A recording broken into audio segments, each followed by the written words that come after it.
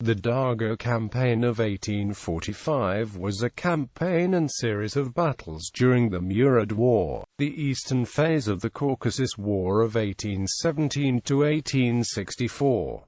During the campaign, Vorontsov penetrated too deeply into enemy country, was surrounded, fought his way part way out with heavy losses and was rescued by General Freitag.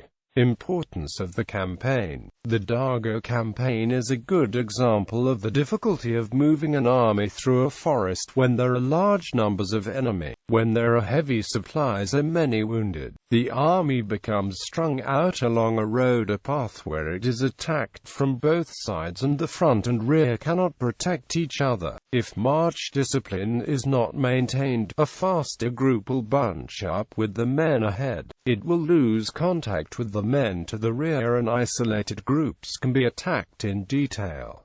Background of the conflict. Following the siege of Akhalgo in 1839, Imam Shamil moved about 45 kilometers northwest to the forests of Chechnya and established himself at Dargo. Dargo, somewhere in a forested north-south valley about 33 kilometers south of the flat country where the Russians had the forts. It is drained north by a branch of Aksay River. For the 1842 attempt to reach Dargo, see Battle of Ichkeria. In 1844 Count Vorontsov was appointed Viceroy of the Caucasus, replacing Alexander Neidgard. Tsar Nicholas I wanted a deep penetration and permanent occupation of Shamil's dominion. Having little local knowledge, he thought this might involve the occupation of Andy, about 18 kilometers south of Dargo. When Vorontsov reached the country, he found that the local generals opposed this plan, particularly Prince Argutuski Dolgorukov and General Freitag. As he studied the situation and drew up plans, he had more and more doubts, but felt that he must obey the Tsar. His final plan was to move south then southwest and attack Dargo from the south.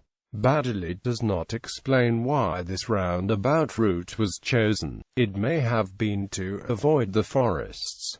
He also does not explain why there was no blocking force to the north. Shamil knew that he could not defeat a large force in open battle. He therefore planned to harass the Russians, let them wear themselves out and use up supplies as they penetrated further from the base and take more decisive action as circumstances permitted. The march. On the 26th of May, all dates old style, he headed south from Fort Venezapna near the modern Endiary, about 42 kilometers northeast of Dargard, with 12 battalions, 2 companies of sappers, 13 sotnyas of cavalry, over 1,000 native militia and 28 guns. On the 3rd of June at Gurtma, 20 kilometers south-southeast of Venezapna, he was joined from the east by the Dagestan column with 9 battalions, 2 more companies of sappers, 3 sotnyas of cavalry and 18 guns.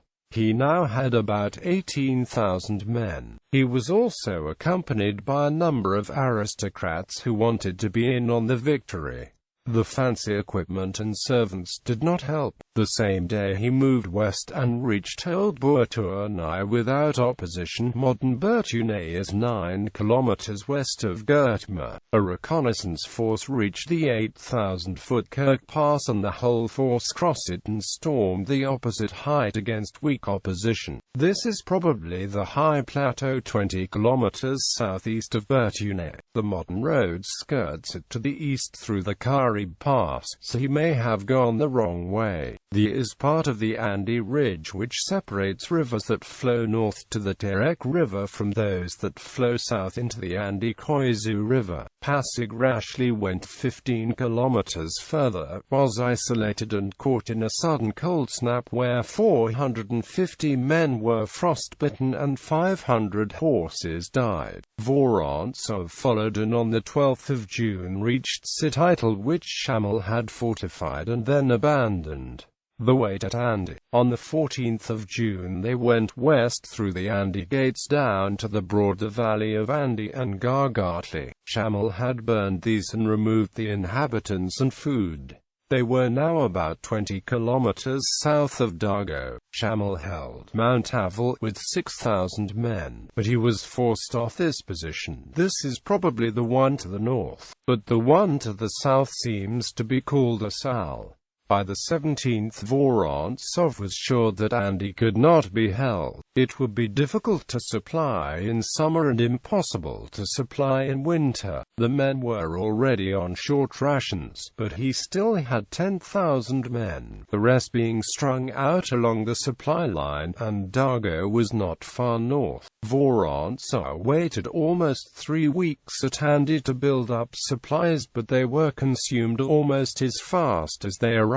Badily does not explain why Shamil did not attack the supply lines. Seeing that this was getting nowhere, he made plans to start for Dargo on the 6th of July. Dargard at 3 a.m. on the 6th of July, a native in the Russian service stole Vorontsov's favorite horse and galloped off the worn Shamil. The march began an hour later and around noon stopped on a high place to eat and look down on the hills and valleys to the north. Before them was the road to Dargo along the wooded crest of a ridge. This may well be the dirt road visible on Google Earth. Nowhere very wide, it was a series of descents broken by shorter rises and blocked every few hundred yards by felled timber. They started moving about 1 p.m. The vanguard pushed ahead, followed by sappers to clear the road. If the vanguard got too far ahead of the line, broke up, the intervening space would fill with Chechens and the groups attacked in detail. Vorontsov was caught in such a place and was in great danger until a group of dismounted Cossacks and Georgian militia cleared the surrounding woods. The vanguard reached an open space from which they could look down on Dargo. They waited until Vorontsov came up. He ordered Belivsky to take the village, which Shamil had set on fire, and by 11 p.m. Vorontsov was in Dargo. The loss on this day was 1 general, 3 other officers and 32 men killed and 169 wounded. They now had provisions for 5 days. Shamil placed 4 guns on a hill to the west and opened harassing fire. He also had some deserters mock the Russians by playing Russian music from the hill. General Labantsev went up the hill to clear them off. The enemy withdrew. On the way back they were ambushed with a loss of 187 men, and Shamil reoccupied the hill. Vorontsov forbade volley firing during burials so the Shamil could not count the dead. On the evening of the 9th, a rocket announced the arrival of the supply convoy. Since it was unlikely that they could reach Dargo themselves, Vorontsov organized a column under General Kluginat to escort them over the mountain. The column started on the morning of the 10th of July. The barriers had been restored and Shamil's men were thicker. The generals were too aggressive. The front became separated from the rear and isolated groups were cut down. By nightfall they reached open ground near the summit. Badly does not explain how they interacted with the supply column or what supplies and reinforcements they obtained from it. Kluginat now had to contemplate crossing the terrible ridge for a 3rd time. He considered continuing east to Dagestan and letting Vorontsov fight his way out to the north, but changed his mind. He started on the morning of the 11th of July. The barriers were restored and there was heavy rain. At one point there was a barrier made of fallen trees and mutilated Russian corpses. It was not held but was enfiladed by breastworks on either side. In clearing these, General Pasik was killed. The sappers had poor orders, tried to clear the barrier and were cut down. The Kabida battalion ran out of ammunition, formed square as well as they could and waited with bayonets until they were rescued. Badily does not say when the column reached Dargard. The losses on the 10th and 11th were 2 generals, 17 officers and 537 men killed, 32 officers and 738 men wounded. 3 guns were lost, and hardly any of the supplies reached Dargo. The breakout. There were now 5,000 fighters, 1,100 wounded to care for and little to eat. Vorontsov decided to break out north to Gurzel. This is probably Verkhny Gurzel, 35 kilometers north, where Google Earth shows the remains of a fort. Badali says 41 versts north, which implies Nizhny Gurzel, closing curly bracket dot. He sent 5 separate messengers to Freitag at Grozny, 60 kilometers northwest, requesting assistance. The 12th was spent preparing the march and destroying all unnecessary supplies. At dawn on the 13th they started north along the west side of the Aksay and by night reached Zentroy, 5 kilometers north. The next night they were 12 kilometers north at Izayurt. After much fighting, having lost in 2 days 7 officers and 70 men killed and adding 24 officers and 225 men to the train of the wounded. On the 15th they covered 4 kilometers to Alaroy at a cost of 15 killed and 66 wounded.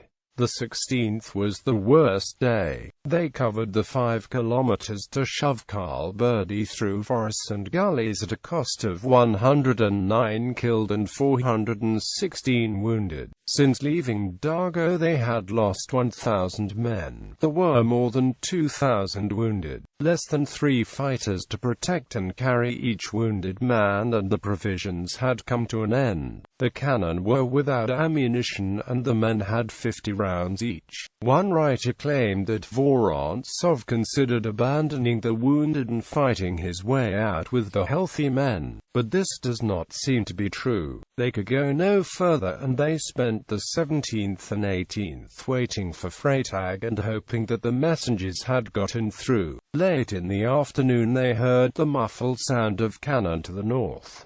Freitag to the rescue. All 5 messengers, 2 Russians and 3 natives, got through. News reached Freitag at Grozny around midnight of the 16th. Freitag had foreseen something of the sort and had troops spread out between Grozny and Gurzel. At 9 p.m. on the 18th his advanced guard sighted the camp.